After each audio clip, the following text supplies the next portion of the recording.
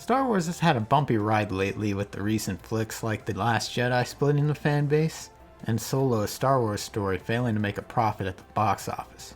So with the final installment of the new Star Wars trilogy, is it any good? So The Rise of Skywalker takes place a few years after The Last Jedi. Emperor Palpatine has somehow returned and wants Kylo Ren to hunt down and kill Rey. Meanwhile, Rey, Finn, and Poe are still fighting the First Order and overhear about Palpatine's return. They decide in order to stop the First Order, they need to take down Palpatine for good. The Rise of Skywalker is a bit of a rush. It feels like they just wanted to step over what The Last Jedi established and overcorrected it.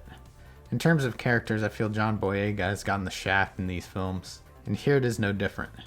I think the only character that has really gotten an arc through these films is Kylo Ren.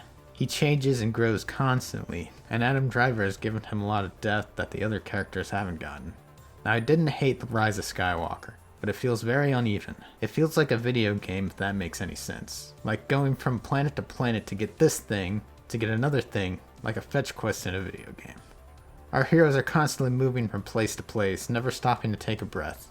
It almost feels like they put two movies into one, so everything feels more bloated than it needs to be. I wish this trilogy was more planned out. Maybe if they had Abrams or Rian Johnson do all three instead of what we got, then maybe it would have been more focused.